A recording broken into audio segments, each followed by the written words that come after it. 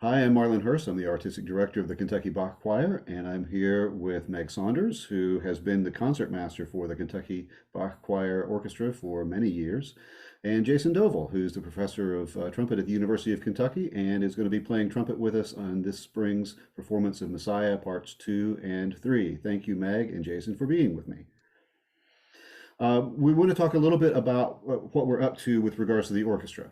Uh, the history of the Kentucky Bach Choir has been to hire modern instrument players who play modern instruments and to perform at modern pitch A440. And for the Messiah performance this year, we're going to move in a different direction. We're bringing in some early instrumentalists, and we're equipping the string section with Baroque bows, and we're going to perform at A415, which is about a half step lower than modern pitch. And so I wanted to ask both Jason and Meg to talk a little bit about why we're going to all this trouble when performances of Messiah happen all the time with modern instruments at modern pitch and things are just fine. So this involves extra trouble. It involves some maybe some esoterica. It involves bringing some people in from outside of Lexington in order to make this happen. And so why would we go about this? And I'll start with Jason. Uh, just speak to those questions. Well, the trumpet I would normally play in most modern groups would look like this. Sometimes we play a smaller piccolo trumpet for Messiah, which is even smaller than the regular trumpet, but the original Baroque trumpet was quite a bit longer. If you stretch out all the pipes on this instrument, it's about 8 feet long, and it doesn't have valves. Valves were not invented until 1815, which was many decades after the Messiah was written and performed. And so as a trumpet player, it's nice to play the original instrument. The natural trumpet or the Baroque trumpet has about twice as many overtones as the modern trumpet. So it's much more brilliant, and it really sort of recreates the sound that you would have heard during the Baroque era.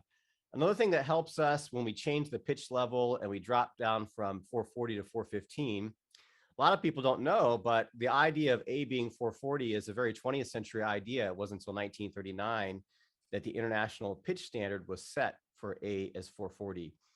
During the Baroque era, as you said, it was about a half step lower. And that makes it a lot easier for the trumpet players to hit the high notes. It also helps the singers a lot because everything comes down and it's more comfortable and changes the color.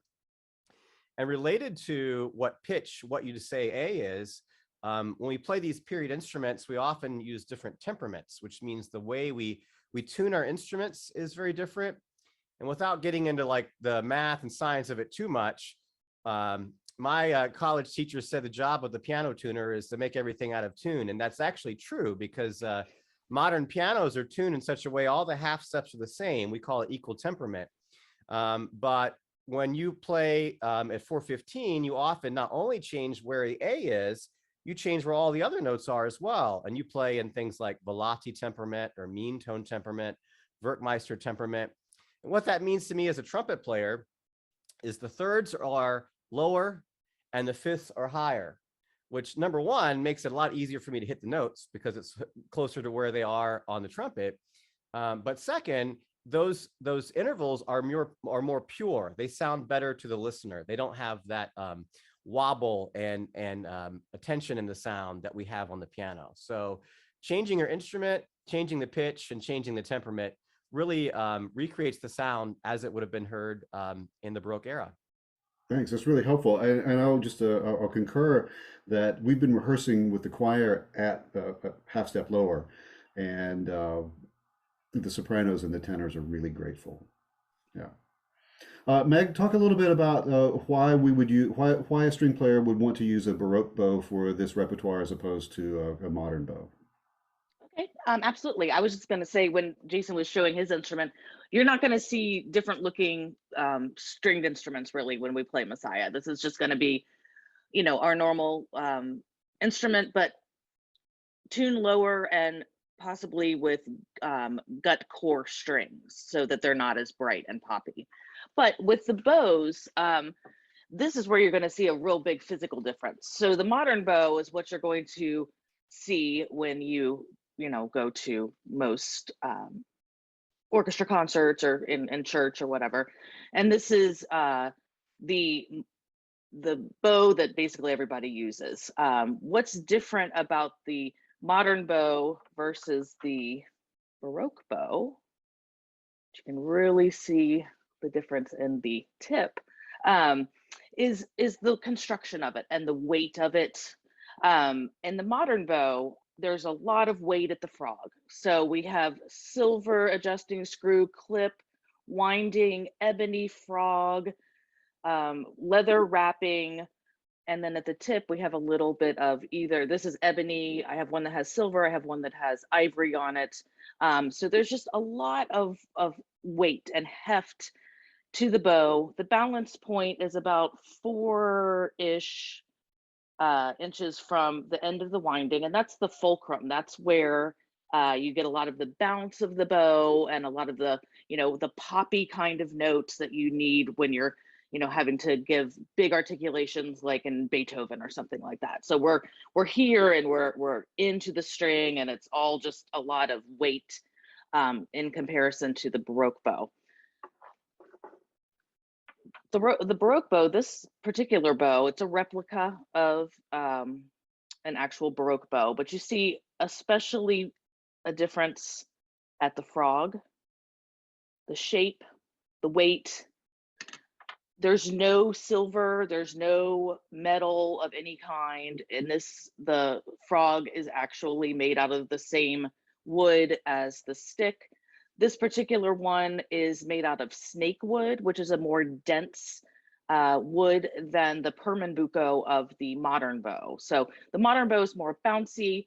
It's, it's just got this like grit to it that the Baroque bow does not. So the balance point here, as I was talking about on the modern bow, is further up the stick. So we're further away from the frog. So we're going to hang out here in the bow, which makes it nimble, but it makes it a little also more mellow. So it's not so aggressive sounding. So the bow evolved as music evolved. So, you wouldn't play a Brahms symphony with a Baroque bow. But we play Messiah with a modern bow sometimes. But to get that texture that we want, and it just pairs so nicely with tuning down. The violin is tuned on natural pitches, G, D, A, E. When we go down, it's basically goes down to F sharp, C sharp, G sharp, D sharp. And it sounds kind of like if you're a keyboard player that you're playing on the black keys. So it's just kind of a mellower kind of sound. And it just pairs really nicely with having a lighter touch and a more, it's easier to blend together with everyone playing on Baroque bows. So I hope that answers the question. Yeah, that's really helpful. So being in Lexington, Kentucky, we don't have a lot of players who have instruments or have these bows.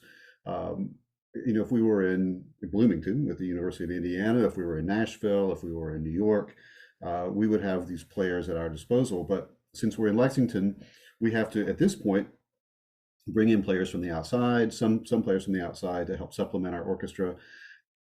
What my ultimate goal is, what I hope we can be a part of, is cultivating players in the area that there's enough work for them to merit maybe spending money on an instrument that has particular applications for this repertoire. And I think that all of this works together to create something that, and we're not going for anything necessarily pure or authentic per se, but for my ears, if you listen to a recording, say like John Elliott Gardner, the Monteverdi Choir, or the Bach Collegium in Japan, the textures that you get from the orchestra and the chorus just sound more free. They sound more fluid. They sound more open, as opposed to recordings made with modern instruments, bigger choirs. And the other thing that, the Bach choir is a choir of 24 singers. And that could easily be overpowered by even a small chamber orchestra, a chorus of that size. But when we take some of the drive out from the modern instruments, then it balances with the choir. The choir doesn't have to work so hard in order to sing over the orchestra, and the whole thing just meshes better together. So all of that, of course, takes money to bring players in from the outside.